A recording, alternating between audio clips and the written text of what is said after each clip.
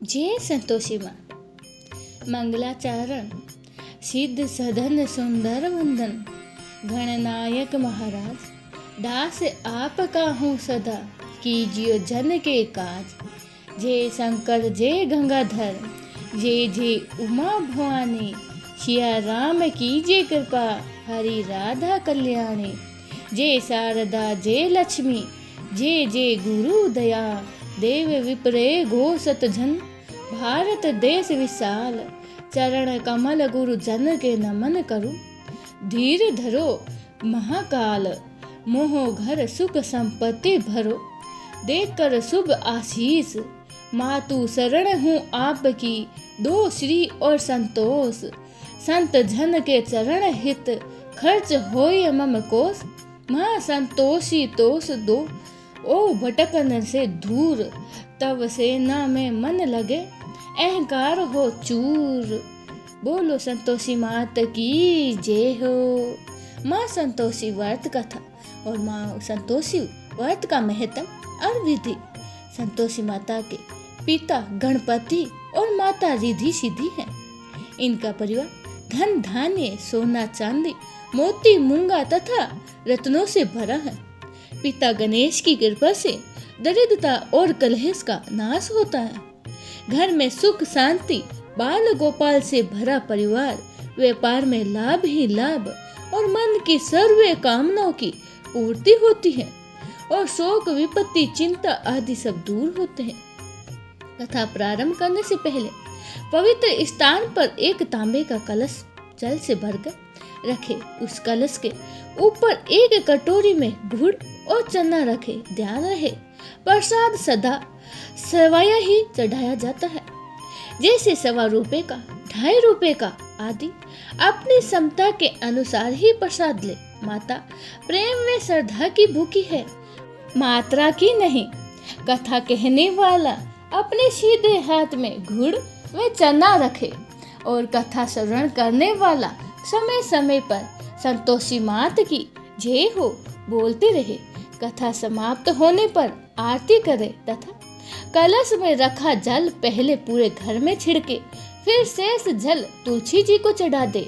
कथा कहने वाला अपने हाथ में रखा गुड़ और चना गौ माता को खिलाए। इसके पश्चात ही कटोरी में रखा प्रसाद कथा सुनने वाले तथा घर के सदस्यों में बांट दे। एक समय भोजन करे। जितने शुक्रवार व्रत करने का संकल्प किया हो वह समय पूरा होने पर उद्यापन करना आवश्यक है। उद्यापन में घर के तथा पड़ोस के बच्चों को बुलाकर भोजन करवा कर ही यथाशक्ति दक्षिणा दे। इस दिन घर में कोई खटाई का सामान न बनाए। विधि के अनुसार ही व्रत करने से व्रत करताहत की सभी मनोकामनाएं पूर्ण होगी। परिवार में सुख शांति और व्यापार में उन्नति होगी। यह व्रत सर्वोत्तम तथा अत्यधिक सरल है। संतोषी माता की कथा प्रारंभ है। एक बुढ़िया के 7 बेटे थे। 6 बेटे कमाने वाले थे और एक बेटा निकम्मा था। बुढ़िया माँ 6 पुत्रों का जूठा 7वें को देती थी। 7वां पुत्र एक दिन अपनी पत्नी से बोला, देखो मेरी माता का मुझ पर कितना प्रेम है। वह बोली, क्यों नहीं, सबका जूठा बचा हुआ तुमको ही खिलाती है। वह बोला, जब तक आंखों से ना देखूं मान नहीं सकता। पत्नी ने हंसकर कहा, देख लोगे तब तो मान लोगे। कुछ दिन बाद एक त्योहार आया। घर में 7 प्रकार के भोजन और चूरमा के लड्डू बने। एक वह पत्नी की बात को जांचने के लिए सिर दर्द का बहाना बनाकर पतला कपड़ा सिर पर ओढ़कर रसोई में जाकर सो गया और कपड़े में से सब देख रहा था। 6 भाइयों भोजन करने आए। उनसे देखा माँ ने उनके लिए सुंदर सुंदर आसन बिछाए हैं, 7 प्रकार की रसोई परोसी है और आग्रह कर करके उन्हें भोजन कराती रही। वह देखता रहा। 6 भाइयों को भोजन करके उठ गए। तब माँ ने उनकी थाली में से लड्डुओं के टुकड़ों को उठाया और एक लड्डू बनाया। जूठन साफ कर माँ ने उसे पुकारा, उठ बेटा उठ, तेरे भाइयों ने भोजन कर लिया है, तू भी उठकर भोजन कर ले। उसने कहा, माँ मुझे भोजन नहीं करना, मैं परदेश जा रहा हूँ। माता ने कहा, कल जाना हो तो आज ही जा। वह बोला, हाँ हाँ जा रहा हूँ। यह कहकर वह घर से निकल गया। चलते समय उसे पत्नी की याद आई। वह गौशाला में कड़े थाप रही थी। वहां जाकर वह बोला, मेरे पास तो कुछ नहीं है, ये अंगूठी है, सो ले लो और अपनी कोई निशानी मुझे दे दो। वह बोली, मेरे पास क्या है, यह गोबर भरा हाथ। यह कहकर पत्नी ने उसकी पीठ पर गोबर के हाथ की थाप मार दी। वह चल दिया। चलते चलते दूर देश में पहुंचा। वहां एक साहूकार की दुकान थी। वहां जाकर बोला, सेठ जी मुझे नौकरी पर रख लो। साहूकार को नौकरी की सख्त जरूरत थी। साहूकार ने कहा, काम देख कर ही तनख्वाह मिलेगी। उसने कहा, सेठ जी जैसा आप ठीक समझे। उसने साहूकार के यहाँ नौकरी मिल गई। वह वहाँ दिन रात काम करने लगा। कुछ दिन में ही दुकान का लेन देन, हिसाब किताब, ग्राहकों का माल बेचना, सारा काम करने लगा। साहूकार के 7-8 नौकर थे। वे सब चक्कर खाने लगे, लेकिन उनमें अपनी लगन, परिश्रम और ईमानदारी से सभी को पीछे छोड़ दिया। उसे अपने किए का फल मिला। सेठ ने भी उसका काम देखा और 3 महीने में ही उसे मुनाफे में साझेदारी बना लिया। परिश्रम करते करते 12 वर्ष में ही वह नगर का नामी सेठ बन गया और सेठ अपना सारा कारोबार उस पर छोड़कर बाहर चला गया। इधर उसकी पत्नी पर क्या बीती वह सुने। सास ससुर उसे दुख देने लगे। गृहस्थी का काम करवा कर उसे लकड़ी लेने जंगल में भेजते थे और इस बीच ही घर की रोटियों के आटों से जो भूसी निकलती थी उसकी रोटी बनाकर रख दी जाती थी और फूटे नारियल की नेरी में पानी डालकर दिया करते थे। इस तरह दिन बीत रहे थे। एक दिन वह जब जंगल में लकड़ी लेने जा रही थी, तभी उसे रास्ते में बहुत सी स्त्रियां संतोषी माता का व्रत करती दिखाई दी। वह वहां खड़ी होकर पूछने लगी, बहनों यह तुम किस देवता की व्रत करती हो और इसके करने से क्या फल मिलता है? इस व्रत के करने की क्या विधि है? यदि तुम अपने इस व्रत का विधान मुझे समझाकर कहोगी तो मैं तुम्हारा बड़ा ही एहसान मानूंगी। उनमें से एक स्त्री बोली, सुनो, ये संतोषी माता का व्रत है। इसके करने से निर्धरता, दरिद्रता का नाश होता है और लक्ष्मी आती है। मन की चिंताएं दूर होती हैं। घर में सुख होने से मन को प्रसन्नता और शांति मिलती है। निपुत्री को पुत्र मिलता है और प्रीतम बाहर गया हो तो वह शीघ्र ही लौट आता है। कुंवारी कन्याओं को मनपसंद वर मिलता है। चलता मुकदमा खत्म हो जाता है। कलेश, घर के कलेश और की निवृत्ति होती है। सुख शांति होती है। घर में धन जमा होता है। धन जायदाद का लाभ होता है तथा और भी मन में जो भी कुछ कामना हो सब संतोषी माता की कृपा से पूर्ण हो जाता है। इसमें कोई संदेह नहीं। वह पूछने लगी, यह व्रत कैसे किया जाता है, यह भी बता दो, बड़ी कृपा होगी। वह स्त्री कहने लगी, बिना परेशानी, श्रद्धा और प्रेम से जितना भी बन सके प्रसाद लेना। 5.25 पैसे से 5.25 आने तथा इससे भी ज्यादा शक्ति और भक्ति के अनुसार गुड़ और चने ले। हर शुक्रवार को निहारा रहकर कथा कहना सुनना चाहिए। इसके बीच ही कर्म नहीं टूटे। लगातार नियम पालन करना चाहिए। सुनने वाला कोई ना मिले तो घी का दीपक जलाकर उसके आगे जल के पात्र को रखकर कथा कहना चाहिए, परंतु नियम ना टूटे जब तक कार्य सिद्ध ना हो। नियम पालन करना और कार्य सिद्ध हो जाने पर व्रत का उद्यापन करना चाहिए। 3 मास में ही माता पूरा फल प्रदान करती है। यदि किसी के खोटे ग्रह हो तो भी माता 1 वर्ष में अवश्य उन्हें अनुकूल करती है। कार्य सिद्ध होने पर ही उद्यापन करना चाहिए, बीच में नहीं। उद्यापन में 2.5 सेर आटे का खाजा तथा इसी अनुसार खीर तथा चने का साग बनाकर 8 बच्चों को भोजन कराना चाहिए। जहाँ तक मिले देवर जेठ भाई बंधु कुटुंब के लड़के को ही लेना चाहिए, ना मिले तो रिश्तेदारों और पड़ोसियों के लड़कों को बुलाना चाहिए। उन्हें भोजन कराकर यथाशक्ति दक्षिणा दे।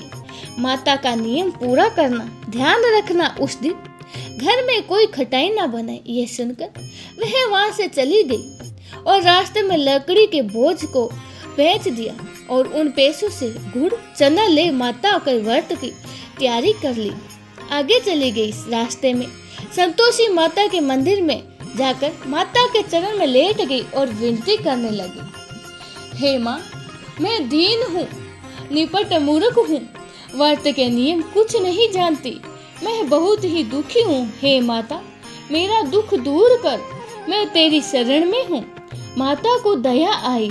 एक शुक्रवार बीता कि दूसरे शुक्रवार को ही उसके पति का पत्र आया और तीसरे शुक्रवार को उसका भेजा हुआ पैसा आया। यह देखकर जेठानी मुंह छिकोड़ने लगे। इतने दिनों बाद इतना पैसा आया है, इसमें क्या बढ़ाई है। लड़के ताने देने लगे कि काकी के पास तो अब पत्र आने लगे हैं, रुपए आने लगा है, अब तो काकी की खातरी बढ़ेगी, अब तो काकी बुलाने से भी नहीं बोलेगी। बेचारी सरलता से कहती, भैया पत्र आए, रुपए आए तो हम सब के लिए अच्छा है। ऐसा कहकर आंखों में आंसू भरकर संतोषी माता के मंदिर में जाकर मातेश्वरी के चरणों में गिरकर रोने लगी।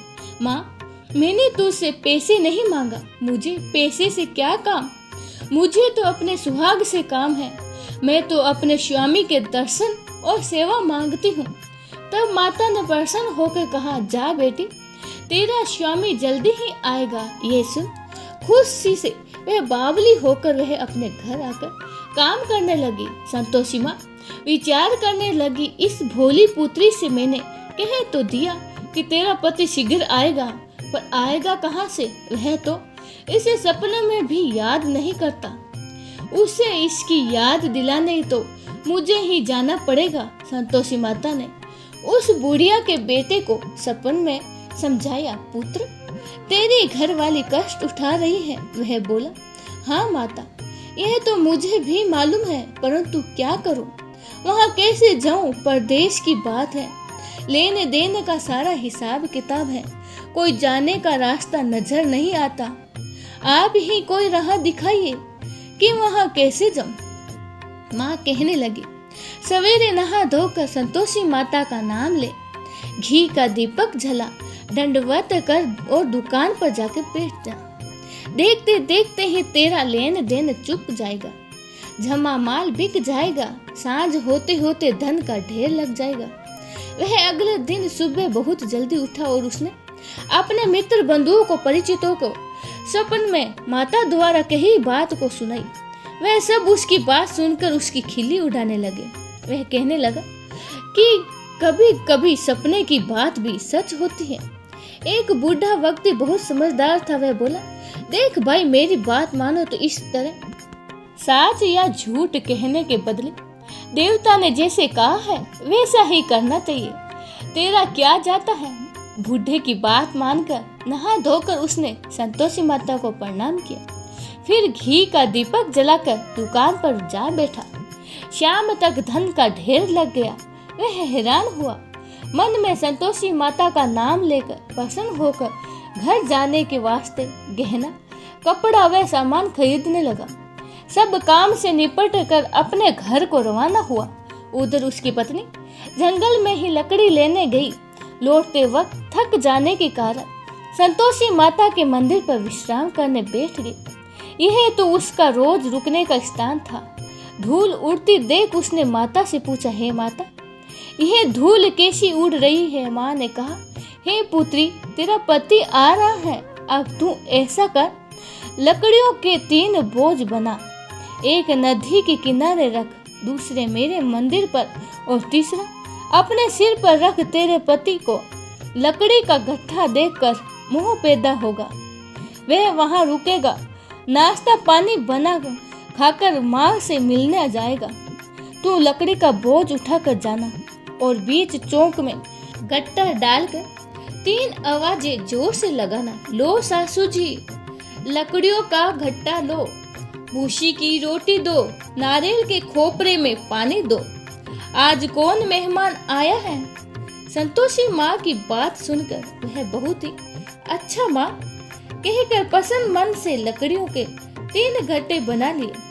एक नदी के तट पर रखा, दूसरा माता के मंदिर पर रखा और इतने में ही मुसाफिर वहां आ पहुंचा। सूखी लकड़ियों देखकर उसकी इच्छा हुई कि अब यहीं विश्राम करें और भोजन खा पी कर ही गांव चले। इस प्रकार भोजन कर विश्राम कर वह अपने गांव में आ गया। उसी समय बहू सिर पर लकड़ी का घट्टा लिया आई। उसने घट्टा आंगन में डाला, जोर से 3 आवाजें दी। लो सासू जी, लकड़ी का गट्टा लो, भूसी की रोटी दो, नारियल के खोपरे में पानी दो, आज कौन मेहमान आया है। ये सुनकर सास ने अपने दिए हुए कष्टों को भुलाने हेतु कहा, बहू तू ऐसा क्यों कहती है, तेरा मालिक ही तो आया है। पेट मीठा भात खाकर कपड़े गहने पे। पत्नी की आवाज सुनकर उसका स्वामी बाहर आया और उसके हाथ में पहनी अंगूठी देखकर व्याकुल हो गया। उसने माँ से पूछा, माँ यह कौन है। माँ बोली, बेटा यह तेरी पत्नी है, आज 12 वर्ष हो गए जब से तू गया है, तब से सारे गांव में जानवर की तरह भटकती फिरती है, काम काज कुछ करती तो है नहीं, 4 समय आकर खा जाती है। अब तुझे देखकर भूसी की रोटी और नारियल के खोपरों में पानी मांगती है। वह बोला, ठीक है माँ, मैंने इसे भी देखा है और तुम्हें भी। अब मुझे दूसरे घर की चाबी दो, मैं उसमें रखूंगा। ठीक है बेटा, जैसे तेरी मर्जी, कहकर माँ ने ताली का गुच्छा दे दिया, बेटे के सामने रख दिया और उसने घर को खोलकर सारा सामान जमा किया। एक दिन मैं वह राजा से महल के जैसा ठाठ बाट बन गया। अब क्या था कि वह सुख भोगने लगी। अगला शुक्रवार आया तो उसने पति से कहा, मुझे माँ संतोषी का उद्यापन करना है। पति बोला, बहुत ही अच्छा, खुशी से कर। वह उद्यापन की तैयारी करने लगी। जेठ के लड़कों को भोजन के लिए कहने गई, उन्होंने मंजूर किया, परंतु पीछे से जेठानी ने अपने बच्चों को सिखाया, देखो रे, भोजन के समय सब लोग खटाई मांगना, जिससे उसका उद्यापन पूरा न हो।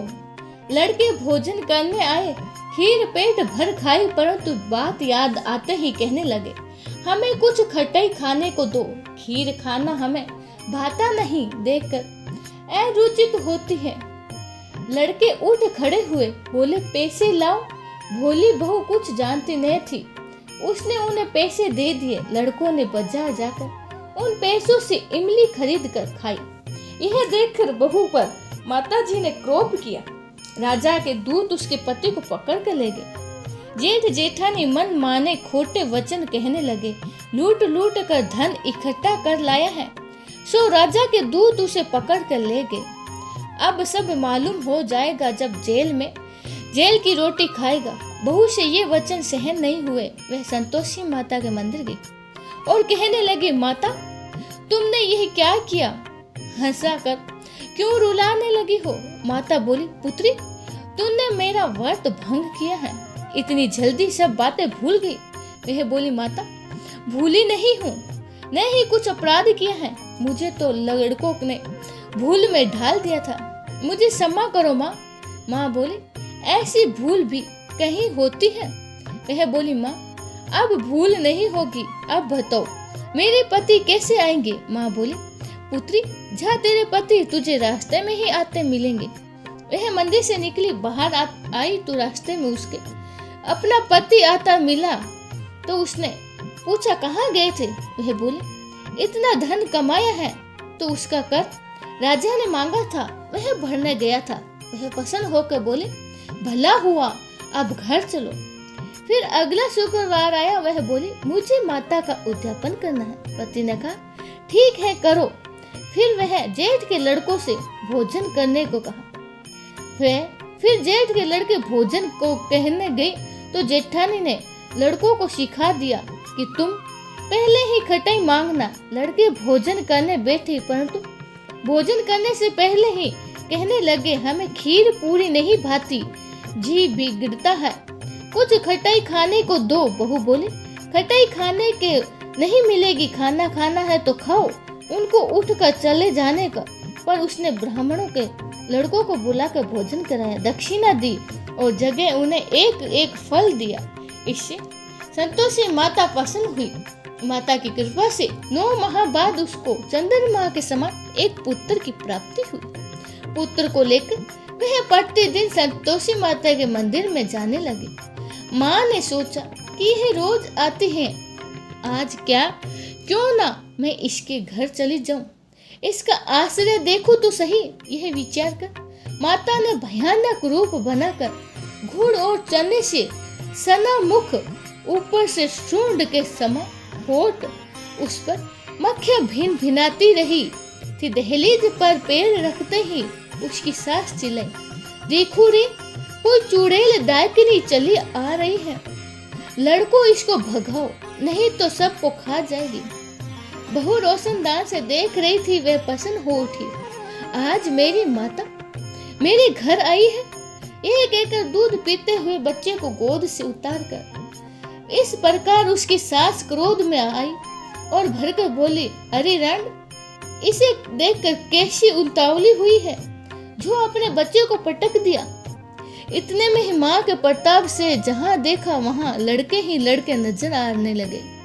बहू बोली, माँ जी, मैं जिनका व्रत करती हूँ ये वही संतोषी माता है। इतना कहकर उसने झट से घर के सारे किवाड़ खोल दिए। सबने माता के चरण पकड़ लिए और विनती करने लगी, हे माता, हम मूर्ख हैं, हम अज्ञानी हैं, तुम्हारे व्रत की विधि हम नहीं जानते, तुम्हारा व्रत भंग हमने बड़ा ही अपराध किया है।